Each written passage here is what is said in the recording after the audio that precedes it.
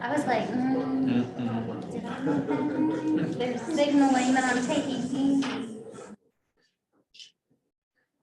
Because I'm on the front row, that's what happens when you come in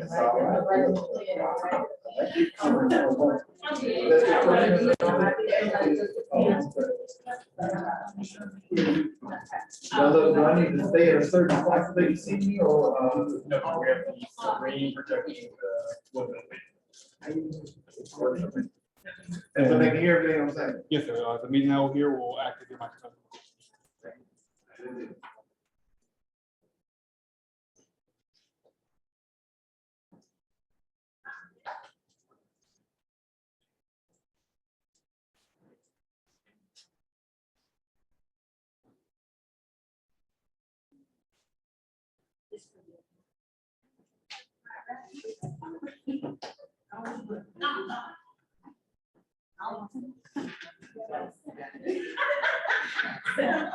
I'm messing with you. Put you right up front. No, right up front. No, I said, straight to That's great.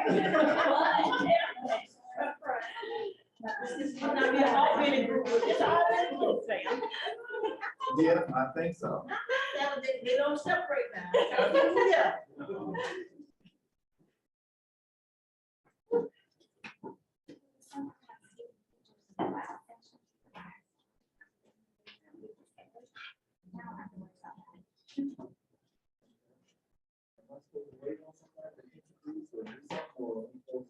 You know how to introduce yourself. So there was a signing sheet. Did y'all start that? Yes, sir. Okay. Yeah, right here. I need to sign. You pass it.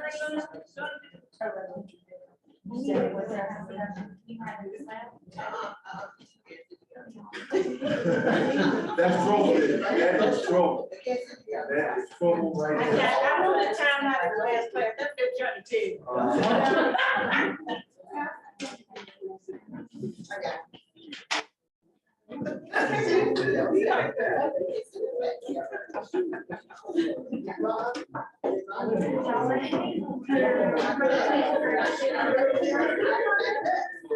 So I see. Oh, you look at me.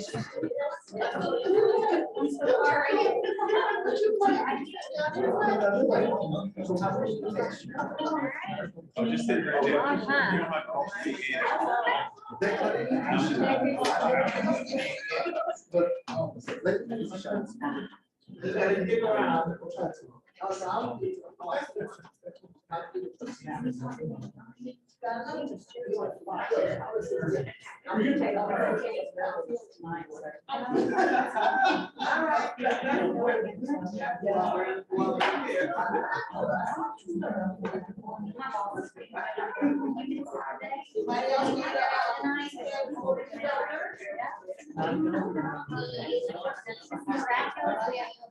I'll take another. Thank you.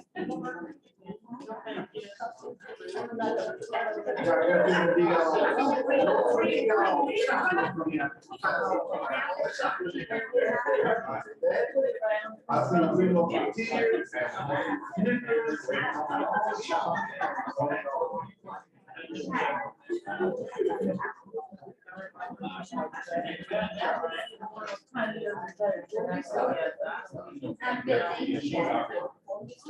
Before we get started, get ready. Oh, he got his own. I guess we probably need to get started since it's already 1:45. And after that, it's 1:50. 1:52. All right. So my name is Mark Foley. We're here this afternoon to talk about working with young people. empowering them to be empowered.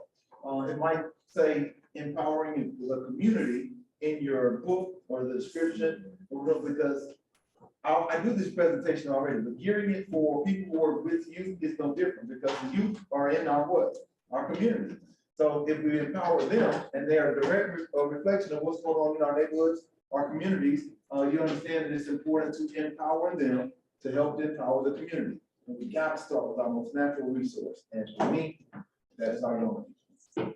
That's our young people. They're our most valuable natural resource. And I tell people all the time, if you don't invest in them, you're gonna see a ROI. Talked about this last night.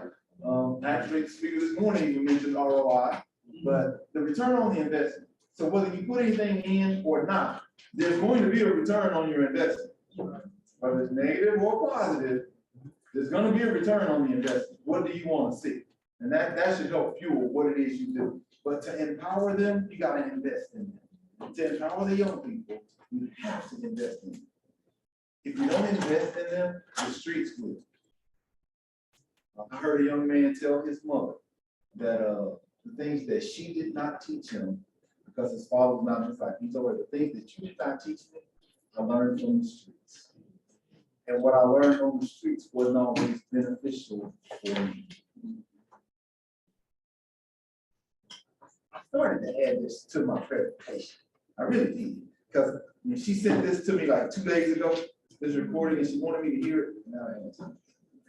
Y'all help me not get sidetracked, okay? Because I'll pull that out and try to find a spot just so y'all can hear this young man telling his mother what I just said. He says, things you didn't teach me, I learned from the streets. And the things that I got from the streets weren't always beneficial for me. He's 21 years old and he just got out of prison. Straight A student, graduated high school, went off to college, got up there in college, started smoking dope, laced with all kind of crazy stuff, ended up breaking into a pawn shop and in 2 years in prison. First offense.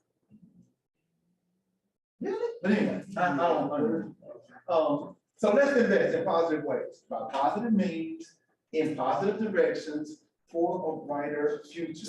All right. So identification of stakeholders is important. So I want to ask you guys some questions real quick, and there is no wrong answer because for each and every community, it's probably going to be different. But I want to ask you, who in the community is willing to invest? So just throw some stuff out. We start talking about the stake where first pause.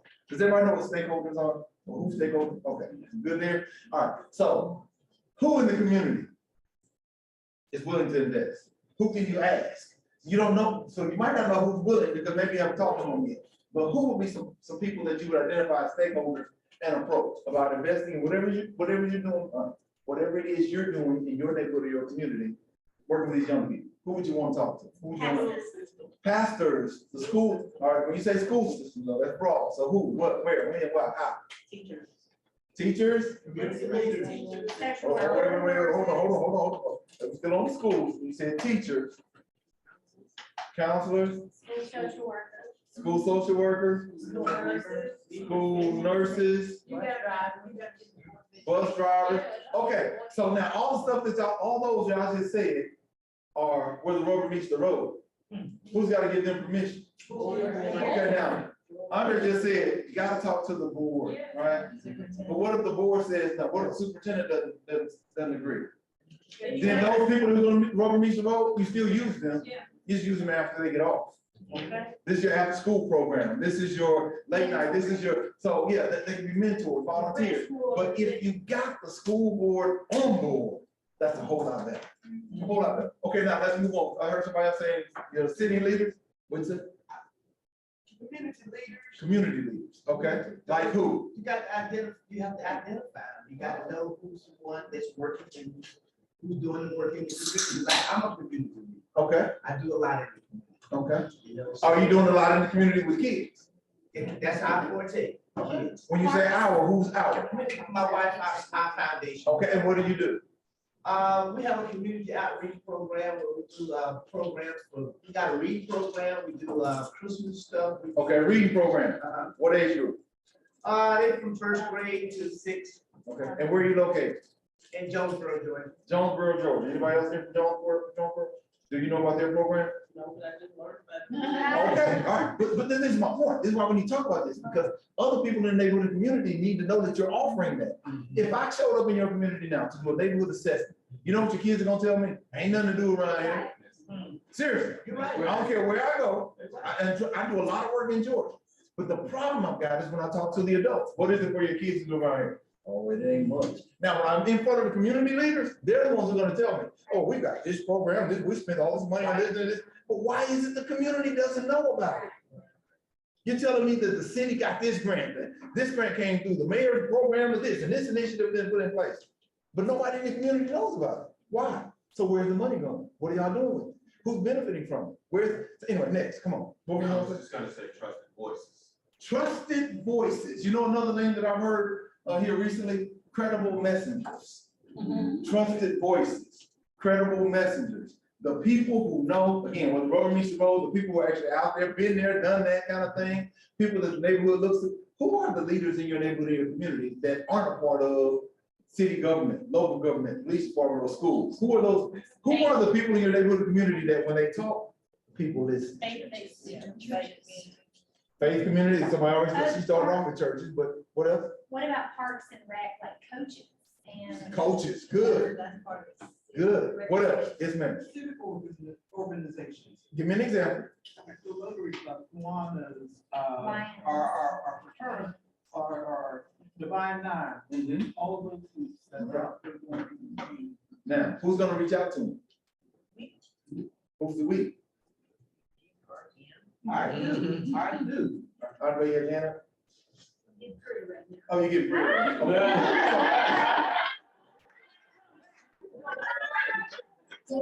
I asked you who's gonna reach out to them. I asked you who's gonna approach them, who's gonna talk to them. Yeah. Okay, so, I'm a member of an organization called Rotary International.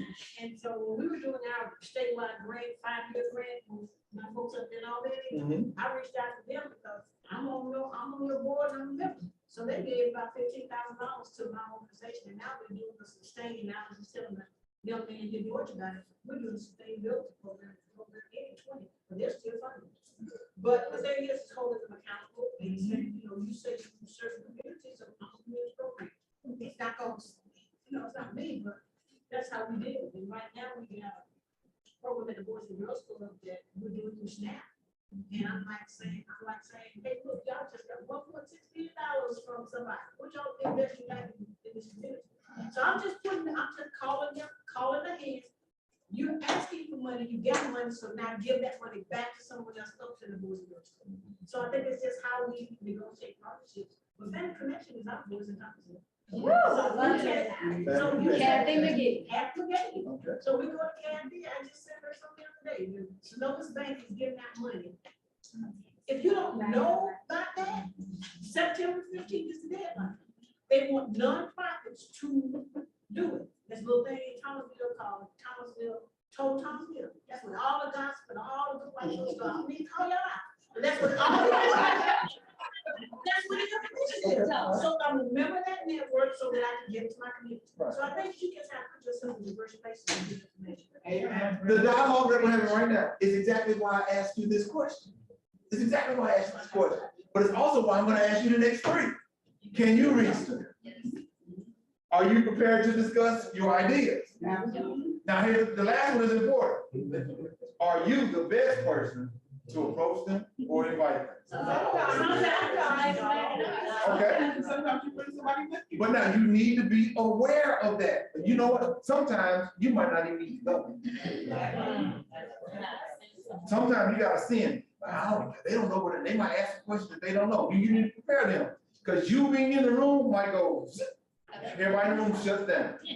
Been there, done that, trust me. And I'm not just talking about in one place, one city, one time. I told somebody earlier, before COVID, I had contracts in 17 states. Right now I got contracts in about 14 states, but I hadn't been to 11 of them. So, and since COVID, I still got existing contracts, but I can't bill if I don't go. So, but they renew my contract, but I ain't going anywhere. But in those relationships that I have, in those other states, Texas being the biggest state that I serve, but I have been to Texas since pre-COVID. But in Texas, I learned a lot of stuff about different neighborhoods, different communities, and I'm talking about from El Paso, Texas, which is way down at the bottom, almost at the border, to whether I was in San Antonio or Dallas or Houston. Different areas operate differently, and I'm telling you, sometimes it was your idea. You got all the information, but you need to give it to me and let me go talk, because when you show up, they don't hear nothing from you. They don't want to hear from you. For whatever reason, and you need to know that about your neighborhood, you need to know that about your geographic area. This is an important question. Answer the first three, you're good, but this is an important one. Are you the best person to approach them or to even invite them? Or do you need to send somebody else? Okay, yes, sir. We're blessed in the state of Georgia. We have a network of each county, that person into family connections partnership network. Okay. So what the state got a revelation of is we can't do it. Government has a tendency to mess stuff up. We can't bridge the gap between our nonprofits, our churches, and other local civic organizations within the community to include our educational institutions. So what the great state of Georgia did, one of the things that they got right, was they created or they worked through legislation, the ability to say, hey, look, y'all need a coordinator for this county. And that coordinator is that one person that should be able to talk to everybody. And you'll be surprised at what it looks like. Every collaborative is a bit different. Yes, right. Some are buttoned down, looking good. Some are just like, hey, let's roll up the sleeves and let's shovel some manure together while we out there doing what we need to do. But these are the folks who are connecting forces for their communities. And they're the ones who seem to bring everybody to the table. And if they're the ones who are saying, oh, are you telling me no? Why? Tell me why. And then we have to go get Miss Andrea over there and let her get in the blood, like, oh, we're gonna bring some of these Rotarians over here, and they gonna get in your face until we get what we need. So again, we're blessed in the state of Georgia with individuals like that. It's a great starting place. But then even some of us aren't welcome because we stepped on so many toes trying to help so many folks. I'm glad to hear somebody else say it, 'cause I didn't want to. Yeah, I need to get somebody else to go over there and talk to this one because she hates me. But we, we're blessed here in the state. Okay, wait a minute. And this is relevant. What you just said. Anybody from Tiffany? Motion? That's not what I don't know. What says in your state, it just says. Yeah. What stays, what Says in your stays? state. Now, see, that's you saying that, Andre. I don't know how they talk about that man, Tom, he put our business in the street. Okay, so I can still do this without identifying any specifics, but I guess if you're from there, you might know. But, we did a presentation, did an assessment, sheriff's department. I don't want to get out too many details. Let me just say all this. What turns up is the person that's in charge of this don't like the person that's in charge of this and what you're trying to do. Because when they were in school, she dated the man that she married. Since they've been married, she thinks that he's still been over here. So she's the person that controls the decision making. But if it comes from this person, it ain't happening. It ain't happening at all. Now, I'm not just gonna say that that's just a Tiffany area thing, because it happens everywhere, but that one I'm very familiar with because no, my dollars were tied to what y'all gonna, let me see. So she not gonna write my check? What you saying? What y'all want me to come to do? And I'm willing to do it. I don't care who. I'm just willing to come and do it, but then I get all this extra information about this is the problem with this. But the area needs the information that I'm trying to bring in. Y'all got issues with, so anyway, we figured a way around it. We went to the sheriff's department to get it done, and she went to check the sheriff's department won't check, but that kind of stuff goes on. That's why I can tell you, you might not be the best person to go. Yeah, very, but I can tell you other situations that I've got knowledge of, but that one I know about personally because I was okay. Youth are empowered when they realize they have power, but don't misunderstand it. Notice that there's the little 3 dots at the beginning of each one of these, because these things kind of go together, not over anything or anyone else. They're empowered when they realize they got power over their own choices and decisions. This is stuff I've got from kids. I've been working with kids now 26 years. So the first 10 of them, well, the first 8 of those, I was a juvenile investigator. And all I worked with juvenile crimes. And the stuff I learned from babies, stuff I learned didn't even apply to police work, and wasn't because I was just a good investigator. It's just stuff that when you sit down and they start talking, and they just start sharing, but it's stuff that stuck with me. It's stuff that helped me raise my own kids. But when they realize that they got some power over their own choices and decisions, that helps. And when they realize that you, me, and others can see that they got it, I can't tell you how many times I told my kids, look, I just want to know y'all got it. I hear other people talking about, oh man, DeMarcos did, my son, my oldest boy, DeMarcos did, no, but I don't see it at home. You know what I'm saying? I hear what y'all saying, but I don't see it at home. Oh, Kaylin is just this. Okay, yeah, that's my baby girl. Yeah, she's one I ain't worried about yet. But yeah, that's, I don't see that at home. So I'm telling my kids, I just want to know y'all got it. Anybody else can relate to that? You'd be okay if you knew your kids just, if they, stuff you've been giving them, stuff you've been teaching them, you'd be fine. But when they realize that, when you know that they got it, you release them or you give them a little bit more rope. When they start to see that exchange taking place, the transfer of power, and it's not that you're giving them any power that, from your authority, but you're giving them more leeway. You're giving them a little bit more freedom, choices and decisions. So growing up, my kids knew if I drop you off somewhere, that's where you better stay. That's where you better be when I get back. One example I'm going to give you, I'll move on. Movie theater. So it's across the street, but you can see it from the movie theater, Baskin Robbins. So they go to the movie, they don't like the movie, and they leave the movie. And so my son's excuse is, instead of movie jumping from one theater to the next, we just decided to go to Baskin Robbins. No, dude, you don't do that. You don't do that. I'm thinking at the movie theater. Now mind you, I'm a police officer, so my mentality is, I hear on the scanner or I get a call or radio that, shooting at Baskin Robbins, yada, yada, yada. I ain't got nothing to worry about, because my kids are with at the movie theater. But now you tell me, walk across the street to Baskin Robbins and I don't know nothing about it. If some going to Baskin Robbins, I got an issue now because my children ain't over there. They ain't supposed to be over there. My kids are supposed to be at the movie theater. So I used to tell them, if you got a call, if you got a question about what will my daddy say, chances are you just take the answer as no, say what you want. I wonder if daddy would mind if I went to Baskin Robbins, but you can't get me to ask me, stay there where you're supposed to be. All right. So one of the other things in my house was this. Don't start a sentence with these 3 words. If you've been in any one of my presentations before, you've heard me say this. I didn't think. You cannot start. I would actually, now trust me, some of the time it was animated because I was trying to prove a point. If you said I didn't think in my house, I might jump up and down, holler, scream, act a fool, kick the chair. I mean, you want me to get down there? I was just, but it was animated. I was doing that to prove a point.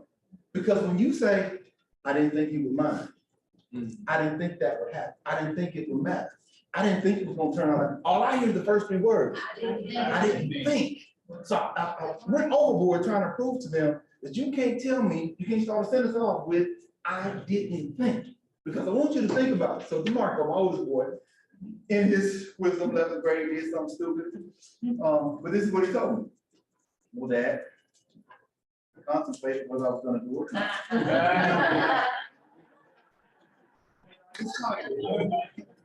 That it was worth the risk. If I got caught, I would take the punishment. And if I didn't get caught, then I got away with it. And that was his answer. And I didn't whoop him that time. Well, he doesn't right either. But he didn't start off with, I didn't think. So guess what the twins learned? Guess what the twins learned after that? They learned to say other stuff other than I didn't think. So they must, well, give me some thought. The conversations in my house changed a good bit because I was acting a fool about I didn't think. All right. Now all of my kids have kids now. Guess what they're teaching their kids? Can't say I didn't think. Can't say I didn't think. All right, but not over anything or anyone else, but over their own choices. And they want to know that we know that they got it. Trust them enough to value their input. But how do you get to the point where you trust them enough to value their input? Goes back to what? Say it again. I heard no, well, empower them. How do you empower them? By teaching them. So you gotta teach them. And then you gotta make sure that what you taught them has stuck. I told y'all last night, for those y'all who were there last night, you can't just tell them and you can't just show them. You gotta teach them. And I asked you guys to think about what that looks like. The best example I can give you is fishing. I can tell you how to fish. I love to fish. I go fishing all the time. Love to fish. I can tell you how to fish. Even when we go fishing, I can show you what I'm doing and show and tell you to do it. But until we're there, and then the stuff happens, oh, I didn't think to tell you that. You know, you feel that little tug. Make sure it's a branch. See, and you gotta make sure it's not a branch. Just keep pulling. The bass, when he bites it, if you stop, he's probably gonna stop. Keep pulling. He thinks the bait's getting away from him. All this is stuff I'm telling you now. I'm teaching you, not just telling you, not just showing you. I feel it. But when you get your first bass bite, and you feel it, you jerk. No, see, you gotta wait till it takes the whole bite, the whole bait. You gotta wait till it takes the whole worm, unless it's a spinner bait. All these other little different things. But now I'm teaching you. I told you, I'm trying to show you, but I'm also teaching you. I'm giving you the extra little stuff, the little details that maybe I didn't tell you, maybe I didn't show you, but now we're experiencing this together, and it's hands-on practice. We talk about hands-on stuff. All this stuff makes a difference. And now when you catch your first bass, I don't know how many of y'all bass fish. I know I don't know, we got a room full of ladies, but any guys here bass, and some of you ladies might bass fish. Fly fish, but when you get that first, and you hook that joke and he come up shaking out the water and you got a fight on your hand and you, man, it's like, man, you'll stay out there 4 more hours and never get another bite because you feel trying. I want that same feeling again. And when you really got it bad, you wake up in the middle of the night and you feel your hands doing this. Okay, I need the water call. I gotta go fishing, Because it's something about that little feeling. When they bite me, you get that little feeling. Excitement, adrenaline. You gotta teach them. You gotta teach them to have it. So let's empower them by teaching. Picking up the pennies adds up. Y'all know what picking up pennies is? There are a bunch of kids who don't see the value of getting a penny here and a penny there. A bunch of kids. If you work with children and you're of the mindset, hear me now, and you're of the mindset that it's not gonna do any good, you teach them anything because you only have 15 minutes or 30 minutes. And they're going right back into the same environment. You're not going to waste your time. You need to find another time. You need to find another time. Picking up pennies to me is as simple as putting tools in their toolbox. Well, what do you mean by that, Mark? Well, glad you asked. Putting the tool in their toolbox is, Pastor, I come and talk to you today, and I tell you I got an issue with my attitude, and folks step on my shoes. And I'm mad because my uncle said when folks step on your shoes, that's a sign of disrespect. And now we got to fight. Well, I don't really know how to fight, but he gave me a knife. Or even worse, he gave me a gun. Now, what are the rules on the street? If I pull out my gun, but you put something else in my toolbox. You taught me how to cope. You taught me how to deal with it. You even told me to make a joke out of it. It's tennis shoes. You can clean your tennis shoes up. You can get you some more tennis shoes, but if you take a man life, you're gonna end up in jail. You don't have no tennis shoes nowhere. You're gonna wear, but you gotta give me all that, right? So you give me all that. I don't care if I'm with you for 15 minutes today, 15 minutes next week, 15 minutes a week after that. But you gave me something that helped me. You told me how to do something. I went home and I shared it with my mama. And my mama, for the first time, patted me on my shoulder and told me, I'm proud of you. I come back and say, hey, Pastor, what else you got for me? Yeah. My mama ain't never told me she's proud of me. She told me, and but now I'm always in your face. Now because you know what? You gave me something that worked. So now if I got your phone number, I'm blowing your phone up. Hey, Pastor, hey, what's going on? Yeah, how you doing today? I ain't want nothing. I just call and say hi. And, you know. See, some of y'all shaking out here. Yeah, some of y'all looking like, okay, I don't want all that. I'm telling you now, if you give me something that works, and I'm that 13, 14-year-old that never had anybody tell me they proud of me, pat me on my back, but you gave me something that worked. See, now when somebody step on my shoes, I turn to my toolbox looking for my gun because that's my first response. I'm mad, I'm angry. But instead of my gun, I find coping skills. Oh, he said make a joke out of it, right? Now my hands are full before I even get to the gun. So when I turn around, I ain't got to the gun yet, but I got other stuff in my hand that, oh, let me try some of this other stuff. And hopefully by then I'm calmed down.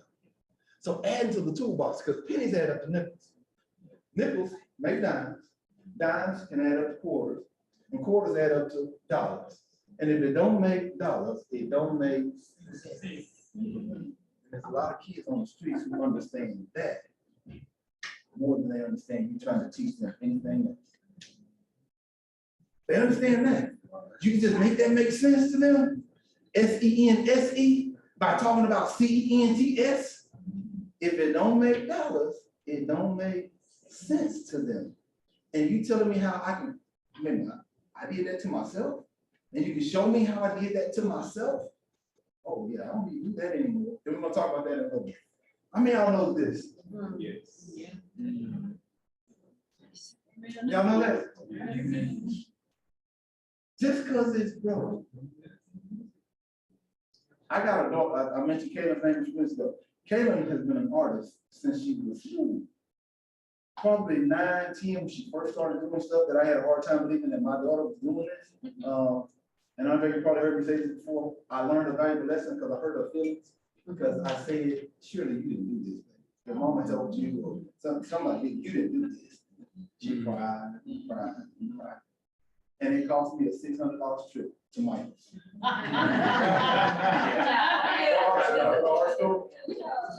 So now my baby's crying. Because she thought Daddy was saying she cheated or she didn't do it. And I had no idea she could draw that way. I had no idea she could do the stuff she did. I'm like, shoot, oh yeah, we gonna come on. What? And then we get to the store and she wants this canvas that I'm thinking, yeah, we're gonna go get some canvas. They're gonna be $3, $4. And one canvas was like $19.99, some was 20 some, but the other little stuff she wanted to go with it. No, baby, yeah, you get it. Yeah, sure. How much is it? No, it's fine, but yeah, whatever she wants, that's what we're gonna do. Yeah. But when I tell you, even to this day, she produces stuff that, yeah, my baby did that. I'm proud. It was worth the investment. But guess what her preference is? She uses chalk, the chalk sticks, the charcoal. There you go. She uses charcoal, but she don't want them the way they come. She breaks them. She says it's easier for her to do what she needs to do, the shading, the gradients, and with the broken ones. It's easy for her to do what she needs to do with the broken ones. Y'all catch that? Yeah. And that's important to her. So see the value in all of it. You know, I know I got a lot of stuff to know. Empowering them and equals investing in them. So let's teach them. And this is important. I'm just gonna say this. I'm gonna leave you here for a second. I'm gonna move on. We gotta teach them that you can't always change the folks around you. But you can't always change the folks around you.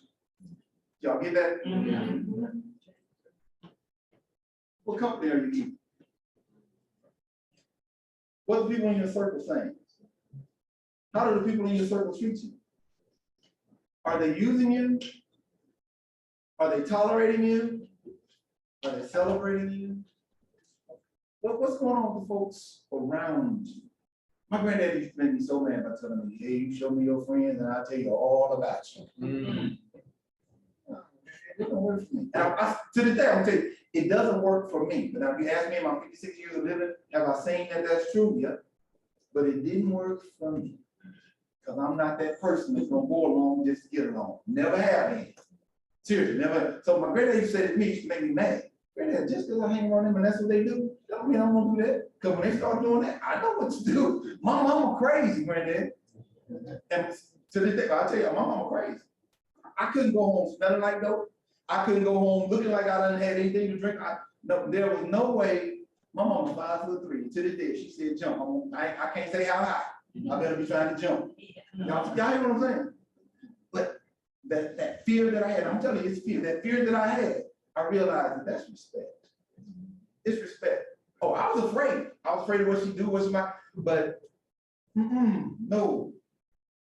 My mama, when she said it, she meant it, and she's gonna show you that. My sister was crazy. My middle sister Crystal, I tell her today, she's still crazy. Because mom said, I'm gonna slap the taste out your mouth. I don't know why you always saying stuff you know you can't do. What? Go back to the room crying. I can still taste. What you say? What you say right now? You say one more word, I'm gonna slap the black off of you. You go in, say stuff you know you can't do. Get what I'm trying to do. Wow. Wow, Chris, just shut up, Chris, shut up. And she always talking about you gonna slap black off somebody, I'm still black.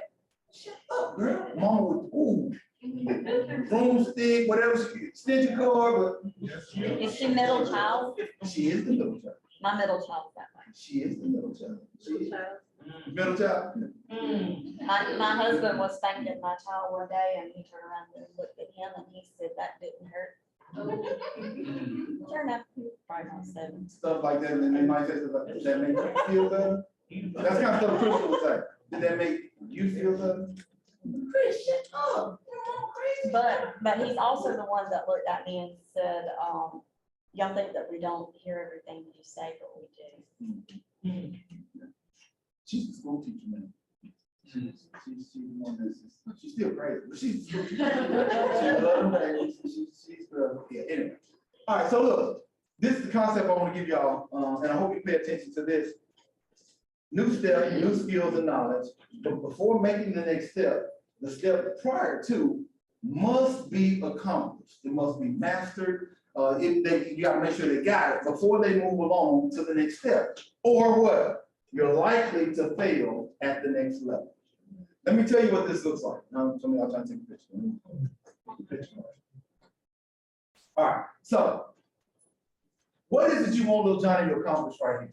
What is it little Johnny needs to master right here? What is it little Johnny needs to know? And not just little Johnny or little Sarah, whatever it is. The best example I can use for most people to understand is we do this in school. 2nd grade must be accomplished, certain tasks must be accomplished in 2nd grade before you go to the 3rd grade. When you get to the 3rd grade, you got tasks that you must accomplish before you go to the 4th grade. If not, what's gonna happen is 2nd grade, you get moved to the 3rd grade, the 3rd grade, you're already gonna start off behind, or you're really gonna fail bad in the 3rd grade.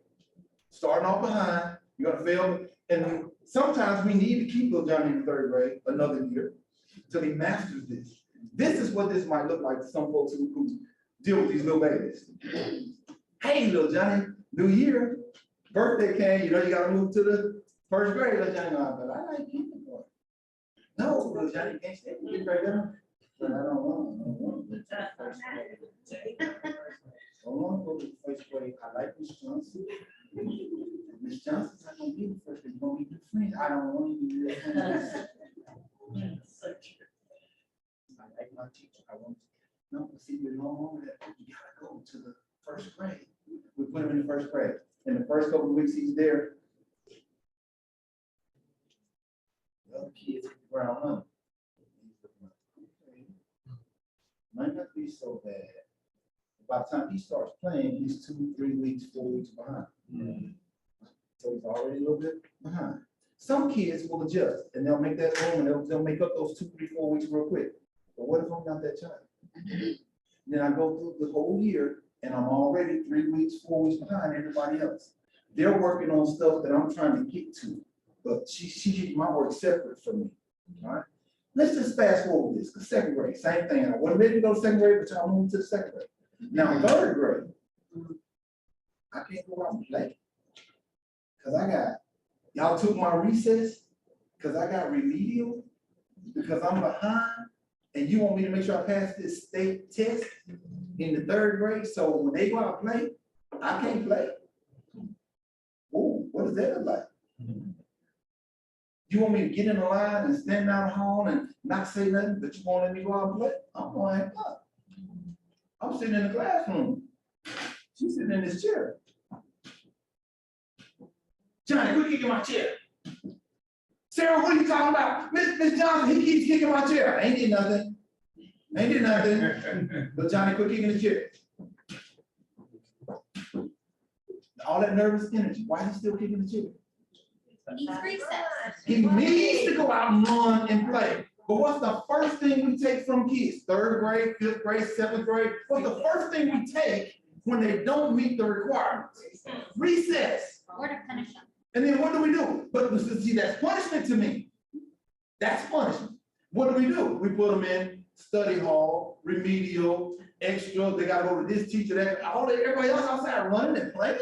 And I hear them laughing and I gotta stay in here to do what? It ain't my fault, I didn't get it, you didn't teach me. Do y'all see what I'm saying? And if you want me to go to the next grade, You better make sure I know how to play with kids in the first grade. You want me to operate and function, you better make sure that I can control myself enough to, okay, you know what? Yes, ma'am. And you gotta teach me that. You can't just tell me to stop. You gotta teach me, why is this important? Why? And I said it last night, Mr. Baker said it this morning, that starts at home. All the parents that, I don't never tell my child. Really? So what happens when they get hit in society with, no, you can't. You can't have that, you can't go there, you can't do, what happens when society says no? The child not gonna know how to respond. The child doesn't know how to handle rejection, why? My child's the only child, and we never did that in my house, we never, okay, your child's the only child, but now your child going to a school with 200 kids, 2,000 kids, whatever, and your kid don't know how to play with other kids? And you think you did your child a favor? The teacher's not gonna always tell little Johnny. And the teacher's gonna say, sit down and be quiet. And God forbid if they say, sit down and shut up. I'm gonna tell you to shut up. Somebody should have been told you to shut up. Okay, but it shouldn't get to that because it should start at home, okay? Steps that must be accomplished before you get to the next step. What does that look like? We've done this with standardized comprehensive exams. Must complete the second, lose the third. Sometimes you skip a grade, but as a whole, we've got built-in tests to evaluate, like we determine whether they're ready, whether they master it or not. But here's the thing, what do we do before I get to see if they can handle things? Developmental. Are there any tests? Social. Are there any tests? Can somebody tell me why little girls will sit at the computer or sit on their phone and continue to type and text after somebody's been mean to them? And hey, nobody talked to Sarah. They don't say, nobody talked to Sarah. And I'm sitting, why are y'all not talking to me? Hello? Sharon, are you gonna treat me this way? Misty, why are you doing this? Why are you still doing that? I wanna be accepted. I wanna be liked. I wanna be a part of it. And now I'm not a part of it. So it's not even the bullying that we used to see in school. It's a different, well, why? And I'm serious, I'm not trying to be misogynistic, but I'm asking you ladies, why is it that the little girls will still sit there and do? I don't know any of these guys, man. I talked to Pastor George yesterday, but I don't know any of these guys. Hey, man, we in a group, what's your name? Jarrell. Jarrell. And I say, hey, fellas, we ain't talking to Jarrell no more in the group message. And Jarrell gonna say what? And if Jarrell has a confrontation, and I'm not saying that to put him on the spot, what would you say? What's your name? Mark. Mark or Martin? Mark. Mark, okay, that's easy to remember. Okay, Hayden, let's see. okay, all right. Then what would you say, Mark? Mixed company or? Y'all get the gist though, right? And if Mark is confrontational, if Mark has an issue with me because he feel like maybe I put him out, I might get something like, I'll see you tomorrow at school. You know what I take that at? That's a threat, that's a challenge. But the little girls, and I'm telling you stuff I've seen, they still sit there going, why are y'all doing this to me? Because we're little girls, if it's the six of us and we're girls, if we five are mad at Amanda, then to the next week, those five will be mad at me, and the next week they might be mad at her. We'll rotate. Middle school So children. y'all accept that, and that's okay. No, It's in middle school. That's what it is. It's not just in middle school. Keep going, it's in high school too. Yeah. That's the mean girl syndrome times 10. And it's the girls. I live in a county where we have 2 middle schools. And in 9th grade, both the middle Oh, they schools merged. merged to that academy. And I'm very thankful I have 3 boys. Yes. So my question though, I wasn't just asking it to put it in there for you guys to say, okay, he's just talking about little girls. I want you guys to think about what it is you can say or share with these young ladies to change how they respond. Because what that oftentimes leads to is depression. It leads to eating disorders, which ultimately is where I'm going. It leads to suicide or attempted suicide. I can't tell you how many kids I've had to deal with pre-COVID now, pre-COVID. I've had to deal with some since COVID. I'm the chaplain at a boarding school too. And I've had people come tell me that I cut, I'm a cutter. They call it purging, they don't call it cutting. Purging.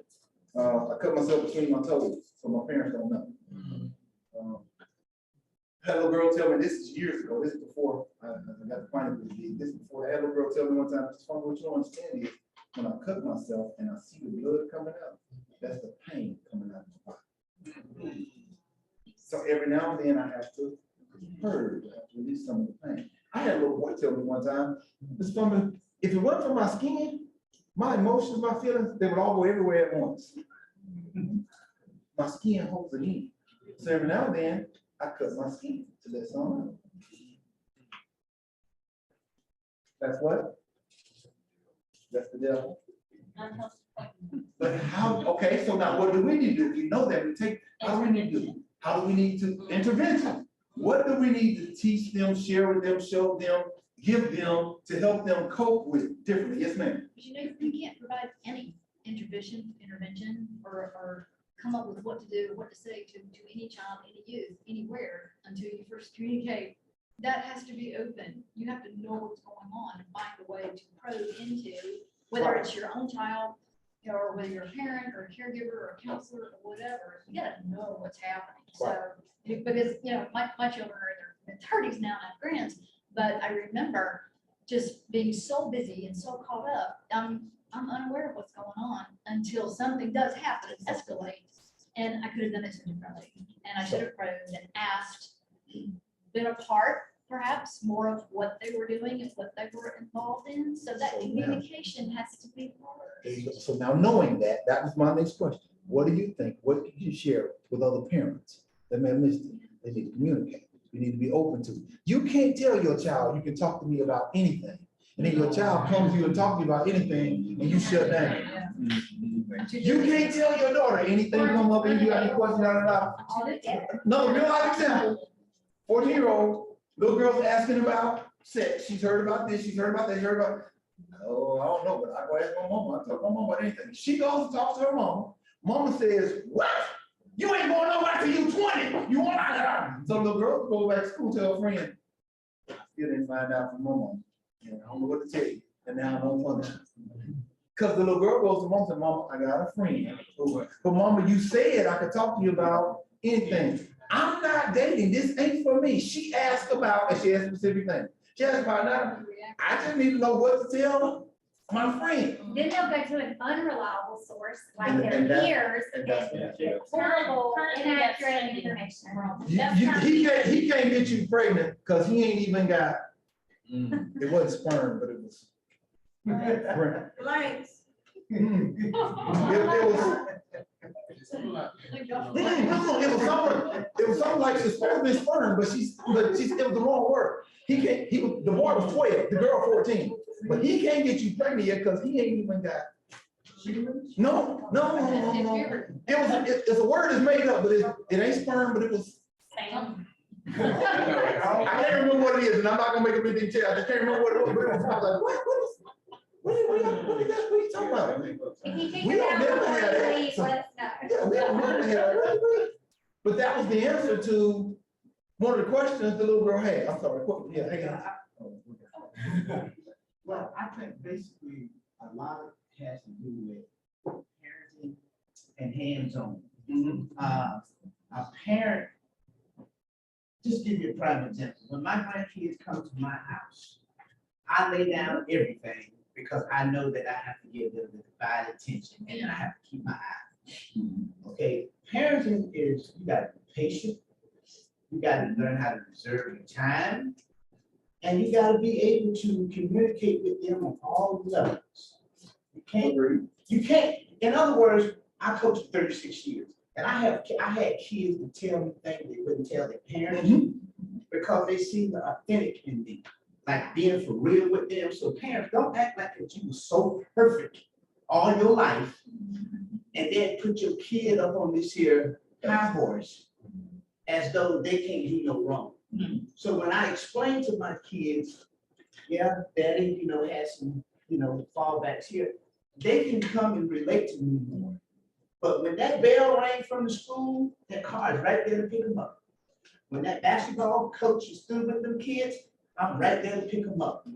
That's what you're gonna have to do in order for you to be able to, like you said, we have 3 college grads, and they all got multiple degrees, and they never had a problem with the law. And that was because we were hands-on. And you deserve credit for that. Yeah, I'm gonna say that. Yes. But what about the rest of the kids in the community that didn't? And I'm not saying that that's totally your responsibility, but as a community, as a whole, my kid didn't graduate college. My kid went to jail. My kid breaking in your house, your kid. So how do you help my kid get to where your kid is? Listen to them. Yeah. You listen to them and you give them back. But who's gonna listen to them? Who's gonna give them back? It has to start with me if I'm gonna be the best of change. But you're not my kids. No, but I Nothing. have also, see what we do. Say that is out we loud. isolate. You don't have to be. Thank you. You isolate, parents and kids. We isolate. I mean, we don't necessarily, we invest in our children, and we send them home to the same environment. So we got a partner, we got a partnership with parents. In the program that I'm running, I don't see a kid else. I see the parents. I just don't. No, I like that. I really like I that. mean, and the thing is that sitting time, giving the parents to understand, look, I'm one of those kids that like got this. First thing I graduated with the just gave them, and I'm in this because of my passion. So I see something in your kid that I want to invest, but I can't invest like you invest too. So you gotta have a partnership. Okay, but what about, now I like what you're saying, and I agree with that. But what about when I don't show up, but you still got access to my kids? You still gotta work, you still work with kids, Okay, where they good. are, and you have them to understand, your parents are where they are. Some of this is the first time to be a parent, your first time being a kid. Exactly, exactly. All right, yes, ma'am. It goes back to, they have to begin to love them. Love yourself. That mindset has to change to not cut it, to not do it. You have to love yourself enough, and we have to teach them to love themselves and that they are authentic. There's nobody like them. They have a special gift that only God put in them. That's why you have the fingerprint. I'm not trying to dismiss anything you're saying, Yeah, I understand. but we get all of that already. We get that from everywhere else. Everybody's telling us. How do we put that into practice? You have to effectively communicate and You have demonstrate. to demonstrate. You have to build that relationship. Who has to? You're saying you, oh, okay. We do, as parents, as community leaders, when we see the need of all types of people. Yes. What are we doing to engage? So What now, are we doing to effectively communicate and be there? so to hear you guys say that, and you got a foundation, that's good. That's what we. How do we multiply what you're doing? How do we get, I'm not a community leader, It's but hard. I'm interested in kids in the community too. But I don't even know what y'all do. Impart it into the kids. Huh? Impart. But wait a our minute, vision. I got what you're saying, but now, you think you'll meet all the kids? No. Okay, all right, so now listen to what I'm saying. I'm in the community, I'm an adult, but I'm interested in the kids, but I don't even know what y'all do. We have to network. Yeah, we have to. What you gonna do for me? I'm gonna take you to lunch or have a good discussion. How about we go back to what I said 15 minutes ago? Those people from Jonesboro, where you at? And you just learned about what they, so why is it other folks in the neighborhood community don't know what y'all do? And are you willing to teach him and her and them about what you do and how, and give them some strategies too? Because you're not going to get to all the kids. And I'm sorry if I'm stepping on toes. I need to be honest and real with y'all, help y'all understand. There's some people that, you know what? I don't know what they teach y'all, I don't know what my kids want. But you might teach him and her and, okay, yeah, and then but you teach them the same thing that you know, and they can teach me because I'm gonna listen to them. Going all the way back to what this lady said earlier, and I didn't say anything. I was a police officer, and my first 2 years as a detective, I was assigned to the high school. You know what I mean? I had an office at the high school as a detective and juvenile investigator in the school, And I had to play the role of school resource officer. I took my uniform off and went to work like this every day. But sitting in my office, and when you said what you said earlier, it made me think about the young lady next to me. I was getting ready to say her name, but I'm not gonna say her name. All right. But Teresa, I'll tell y'all, Teresa's her name. And that is her real name, but I'm not gonna tell you that. Teresa comes to my office and just sits down one day and just starts telling me stuff. And I'm like, She needed to. but I didn't ask. I didn't know. I had no idea. But so, and I asked her, I said, well, no, you need to go talk to Mr. Gifford, the counselor. I don't talk to him. He don't care nothing about me. But I'm sitting there thinking, what make you think? I mean, I'm not saying this in a negative way, but you talking to me, you don't know whether I care or not. But he is better able to, he's the counselor. You need to go talk. I don't want to talk to him. So I said, okay. I just sit there and start listening. Then I had to ask her, are you okay if I pull out my pad, start taking some notes? Because I want to make sure I don't forget anything. I'm not right there what you want. And the more she talked, the more I wrote. And she, now I'm just gonna be honest with you. I know I'm 6'4", 3 strong pounds, but we end up crying together. The more notes I took, the more information. Thank you very much.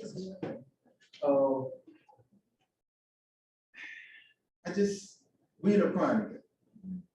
About 2 weeks later, she came back into my office. And she wanted to know if I would call her mama, for her mama to come to the school.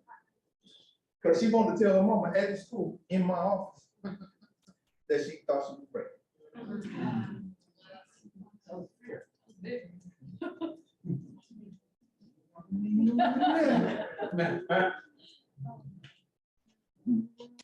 What about that?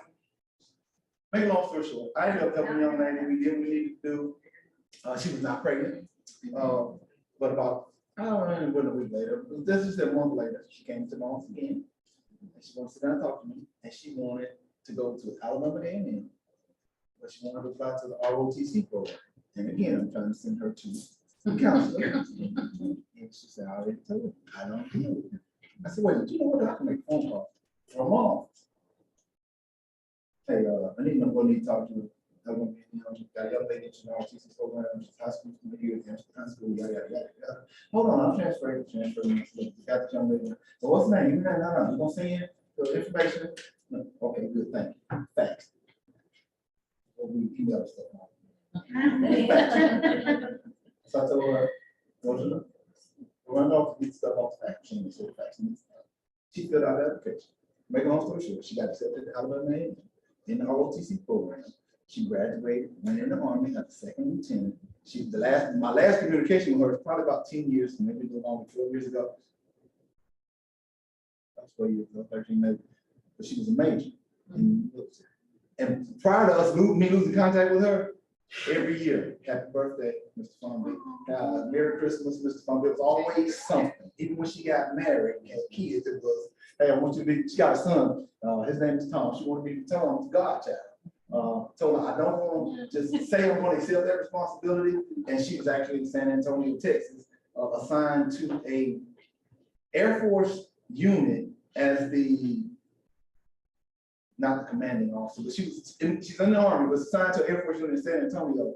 And I told her, I don't want to just say I want to be his godfather because I take that seriously, yada, yada, yada. And shortly thereafter, we lost communication with her. But all I did was make a phone call, sitting in my office. I called Alabama A&M, got her to the right person. They faxed her the stuff. She filled it out. She faxed it back. She got into the school. She graduated. And she would tell people, yeah, if it wasn't investigated from this, if it wasn't detected from this, if it wasn't Mr. Farm, I'm thinking, I made a phone call. No, you gave her 5 minutes to start your story. It's more than a phone call. You gave her 5 minutes to The listen. counselor who has a reputation of not caring about kids, getting a check for sitting over there in the office, but kids want to go to them and talk. How many of you are You paying were that attention? trusted adult though. But how many of y'all are paying attention? It was my job. No. Who was a mellow, and you got no trust, I didn't know. Yes. Are y'all paying attention to what y'all are saying? That's a godsend too, though. Are y'all paying attention to what y'all are saying? See, I'm not giving y'all that information. Y'all are saying that y'all are trying to give it to me. I already got it. But y'all trying to give it to me. Are y'all paying attention though? How many of you are in that same boat? Kids come talk to you sometimes, and sometimes you can offer the best advice you ever gave. Sometimes you get advice so good, when they leave, you be like, where that come from? It's so good. Sometimes you can pat yourself on the back, right? And if you're anything like me, sometimes in my life, I think back like, yeah, but where was that when I was? I mean, that was good. Right, you need to listen more. Okay, I'm sorry. But what do we have in place to address the shortcomings? Do we have anything in place? And depending on where you live, geographically, your neighborhood, what resources are available in your neighborhood, your community. If you don't know what you have in place, find out. If you don't have anything in place, see what needs to be implemented in your neighborhood, your community. All right? Do y'all have a hotline for kids who are thinking about suicide? Do you have information that's available? Do you have information that's out there for, I'm thinking about X, Y, or Z, but do you have something in place to address whatever my X, Y, Z is? Okay? You need to know that. What's going on? What are the hot things in your neighborhood? Because for everybody, it's not just about me being depressed and thinking about killing myself. I've been thinking about trying bars. You know what bars are? No, not that. Barbiturates, anything in the barbiturate family. Kids don't call them bars for y'all though? What they call them? Pain pills, any kind of pill, what they call them? Beans. Yeah. Put them beans on your tongue. Y'all know what they say there? Do y'all know what that is? Okay. If you hear kids talk about put a bean on your tongue, that's a pill. Okay, talk about popping pill. Skittles, skittling. Okay, I'm going back a little bit now. That's old now. They ain't saying that no more. Okay. All right. So y'all need to know that now, seriously, now a lot of kids say bars. They just say bars. Some of them say barbs, but it's short for any barbiturate. Any of the pain pills that fall in the barbiturate family, they call them bars. Okay. So they talk about doing bars, you know, they talk about popping pills, but you need to know. But if I'm just thinking about whatever, how many of y'all offer teenage pregnancy prevention programs? And this is just a side note Mark Farm is concerned about. I got an issue with y'all having these teenage pregnancy prevention programs. And all y'all got in the pregnancy prevention program is a pregnant teenage girl. No, I got guys. So, but wait, if it's teenage pregnancy prevention, why are you not talking to the girls who ain't pregnant yet? And hello, they get pregnant by themselves. Yeah. Why are you not talking to the young boys? So I'm telling you, I've been to too many places in Georgia with teenage pregnancy prevention programs, and it's only the pregnant teens that's in the program. Because we want to prevent them from getting pregnant again. What about the girls that's having unprotected sex now? Don't you want to prevent that? And what about these little boys thinking they pull-out game so strong that they ain't gonna be caught up? They need to be in the program. They need to be learning what y'all teaching. Hello? Okay, that's just a mark of thing. But who's willing to invest? All the stuff I'm talking about is time. All the stuff I'm talking about is going to require some resources, going to require some effort, going to require all this stuff is important. At each level, going back to the little steps, at each step level, identify what steps you need or would like to see accomplished. Make sure you give the kids whatever they need to master on this level before they go to the next level, okay? But you must first identify where you want them to go or where they want to go. If you got an idea of where you want to lead them, what are they trying to go there? What if they don't want to go where you trying to lead them? All right, so you need to figure that out too. Before that, you got to know who you're working with. You got to know who these kids are. Sometimes, a lot of times, you're not even going to know from whence they came. Y'all get kids in front of you, and they sitting in front of you saying, "Fix me," but you don't know what to fix. But they were told to come see you because you got the answers, but they're not going to give you any of the equations to help you figure out how to solve for X. Y'all remember that? They're not going to tell you. I used to hate those problems, and I'm good at math, but I hate those problems, you know, X minus Y equals, you got to solve for Z. But you got to figure out what the X and the Y is, right, to be able to solve for Z. And they're sitting across from you saying, "Fix me," but you don't know what their X and their Y is. There's somebody here said, you got to start asking questions, you got to figure it out, you got to get to know them, you might have to pull pride, you might have to pull some stuff out. It's all going to boil down to really start a relationship, and that starts with small steps. Building a relationship or rapport or some level of trust for them to talk. And trust me, when I tell you this, it ain't even gotta be that you care, they just think you care. They gonna give you the love. All right? And you might be. But you don't say that to the kids. You don't say that to them because that's why they came and talk to you, because they felt like he cared, she cared, I can talk to them. All right, so how you respond is important. That means you gotta invest your time, your energy, your effort, your resources, etc. But invest wisely, okay? With an investment, you're willing to give up something with an expectation that something better is to come. What are you expecting? What are you expecting? If you don't invest, what are you waiting for? You didn't invest in anything. What do you hope is gonna change? You didn't do anything. What are you looking for? Because you didn't put anything in. So if you don't invest, you have no right to have an expectation. And if you don't invest, I want to tell you what you can expect. At best, things will stay the same. At best, it'll stay the same. If you don't invest, I got them for 15 minutes. I'm not gonna waste my time giving them something because they're going back to the same environment. And when they come back next week, they're in the same condition or worse. But while you got them this 15 minutes, if you teach them something, when they come back next week, hungry for information, hungry for something because they used what you taught them last week. Now they're more open and receptive to whatever it is you're gonna give them. You're investing in them, so now you got a right to wait for something, look for something, hope for something. I'm not gonna waste those 15 minutes. Exactly, don't waste those 15 minutes. All right, food for thought, and I don't want to read that to you, but it's just information about life, just life. Usually we believe that things will get better, we just clamp down harder and get things under our control. That's not always the case. That just talks about just like, if you got kids, you hope things get better. You want them to stop lying, you want them to stop doing whatever. But what are you willing to do? Invest. You've been doing it your way for however long you've been alive, and it ain't been working. Are you willing to try something new? Willing to try something different? Oh, I'm trying to take a picture of that. Okay, I'm sorry. Oh, you were reading it, Andre? Take a picture Oh, for the phone check. okay. There's some good stuff in this. I just didn't want to leave it out to you. But it boils down to one very simple concept. The best way to empower your teenager is to gradually share the power you have. Now hear me? Gradually share. You hear folks say, give them enough rope to hang themselves. Why you want them to hang themselves? No, give them enough rope that you still got them tethered to you. So if they get a little too far, you can hold on to them.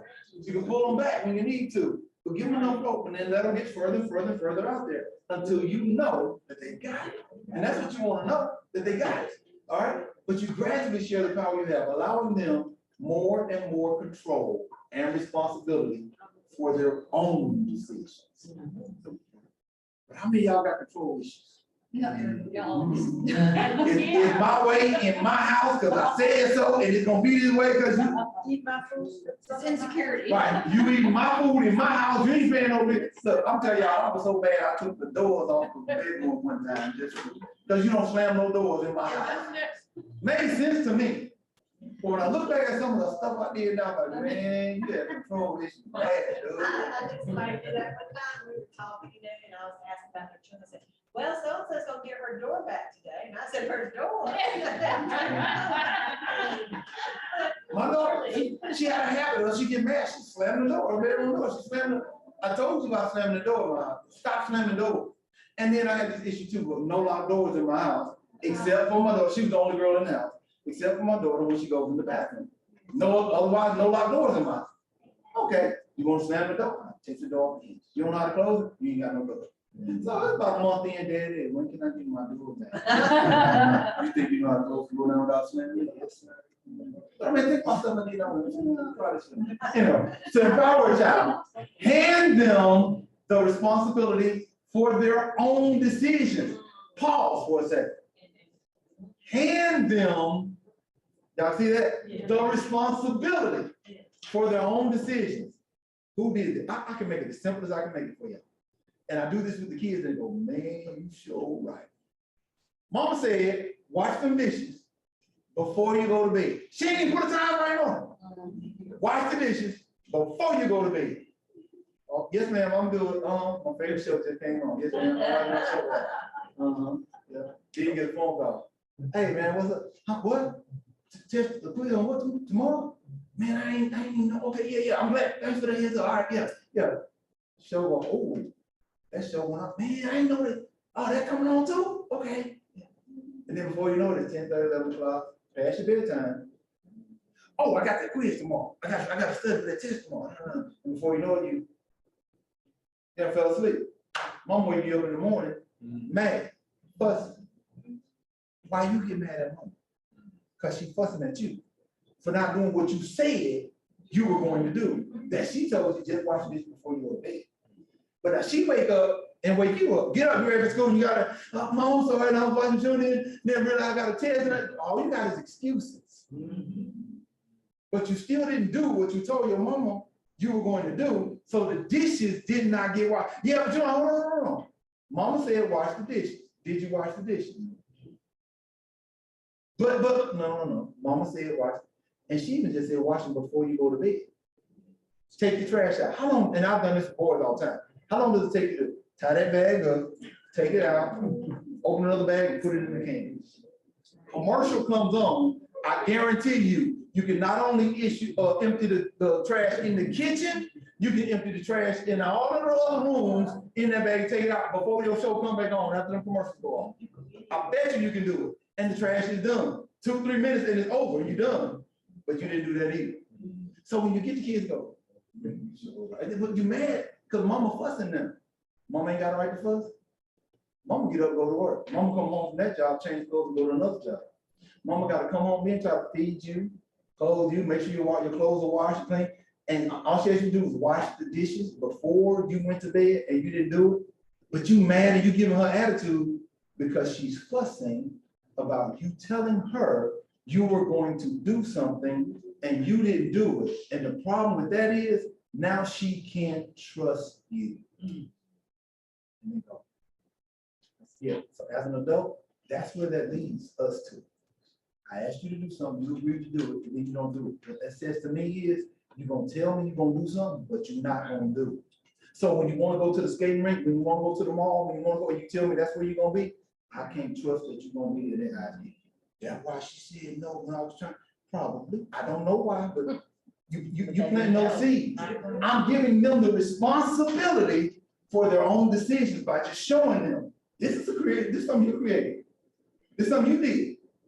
You say you want them to give you more leeway. You say you want them to give you more responsibility. You say you want them to trust you more, but you're showing them you're not trustworthy. So all this is the teaching. This ain't just telling them, this ain't showing. I'm trying to teach you to show you. We can walk through your life, we can walk through examples. What makes you mad? What makes you angry? They give me stuff. And I turn that around and give them examples. But are you willing to invest like that with them?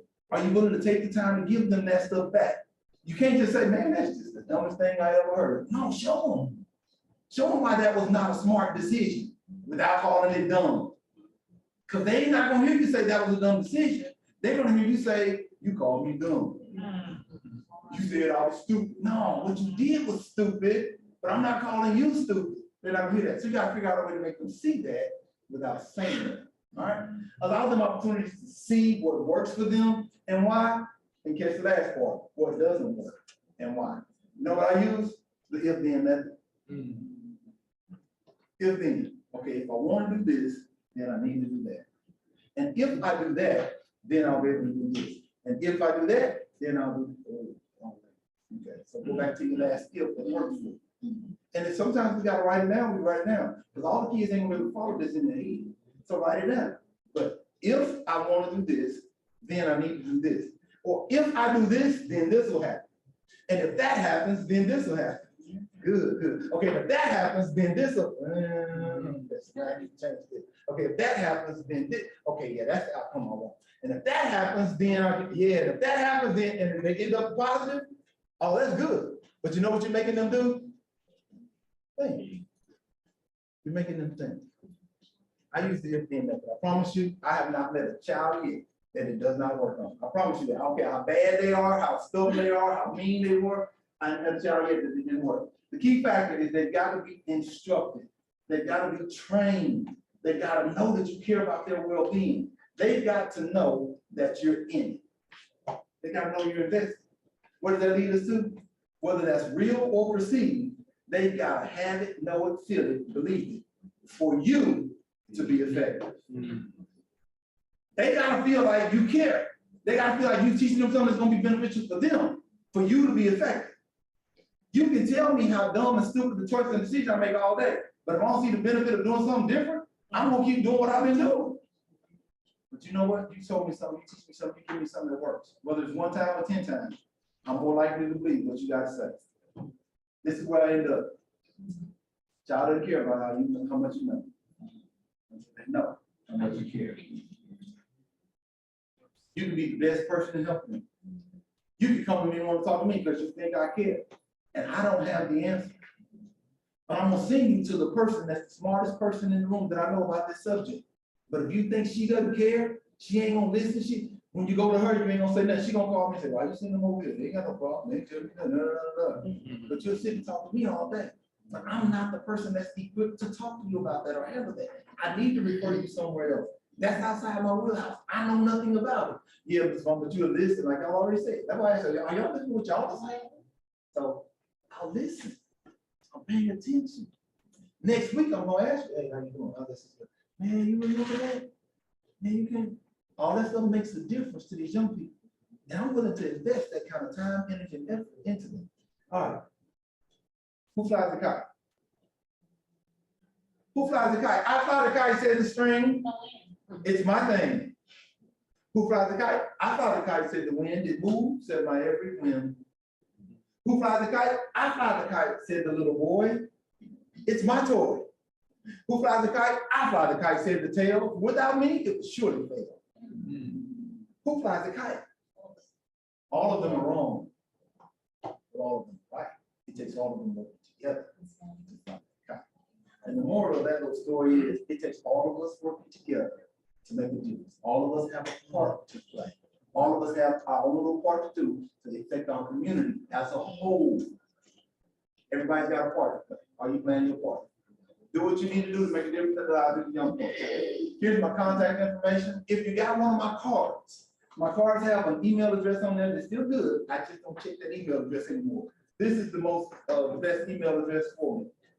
Mark@ftcpreventionservices.com. If you need a card from last night, you asked for cards. I did bring a bunch of cards. Again, use this email address. It is. The email address on here is still good. I just don't check it that often. I'm telling y'all up front. So use that email address, use that phone number. Again, I will come to your school, I will come to your church, I will come wherever you want me to come to and do what I need to do and talk to whoever I need to talk to. Call me, let me do what I need. I hate to put you on the spot, but some people may have missed your closing yesterday. Is there any way you could repeat that? The poem yesterday? Yes, sir.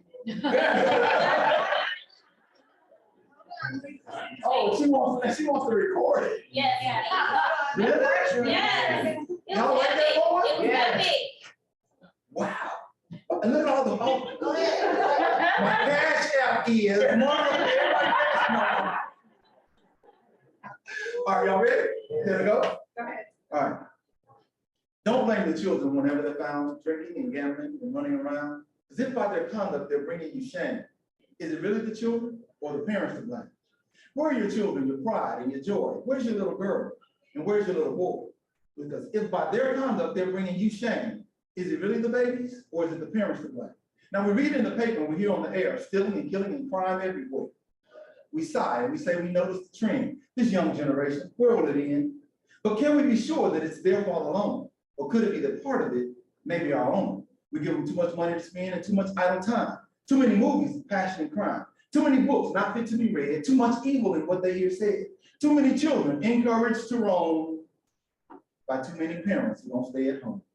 Children don't make the liquor, and they don't run the bars. They don't make the laws, and they don't make the cars. Now they might sell the drugs that idle the brain, but that started with older folks who were greedy for gain.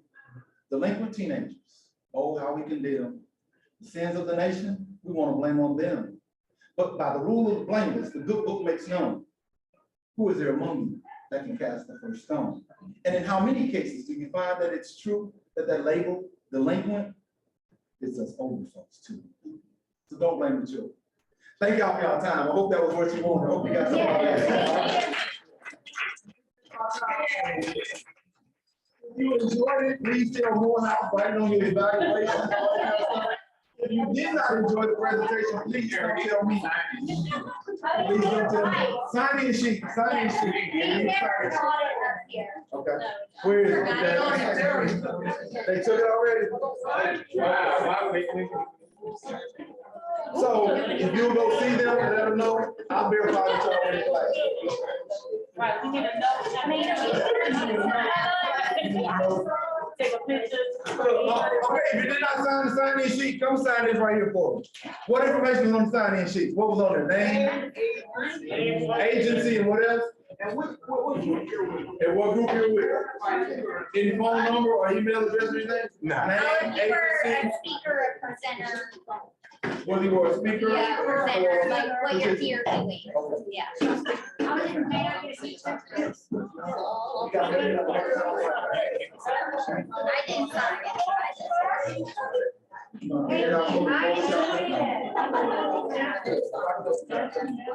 want to see that. Pasadena Church is West Shore. Where you at? South Florida. Oh, okay, yeah, you. Oh, okay. I lost it. Okay, yeah.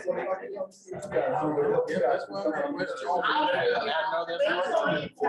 know that. It always works. Yes, sir. How's it on your end? It's pretty good. Amen. With the help of the Lord, we can get it done. Amen. Some of the things that.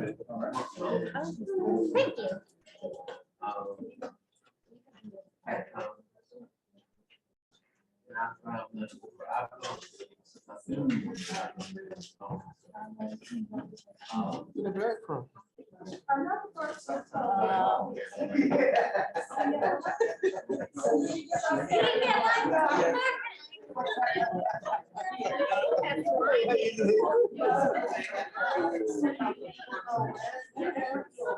Sorry, guys. Oh, man. Where are you going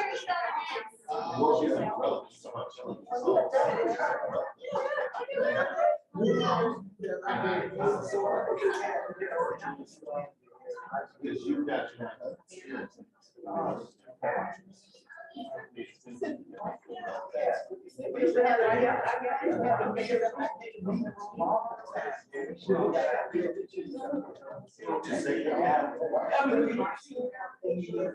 Go in there. Yeah, that's what I was trying to say.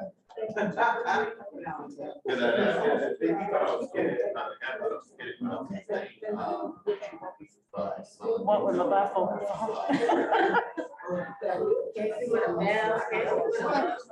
And I want some chocolate, so I have to go at least try to say something with it. Yeah.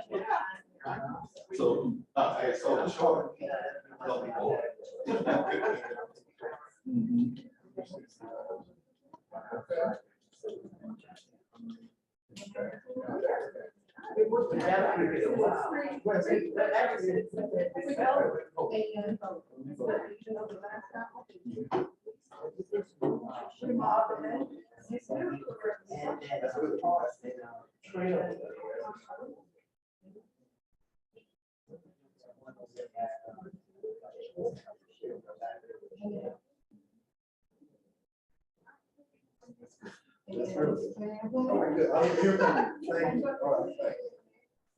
All right, now, so I have a question. Okay.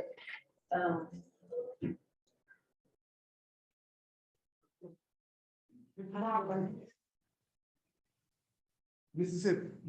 But I will come wherever you need me to come. Look, I travel all the time. Jackson. You're an attorney up there. No,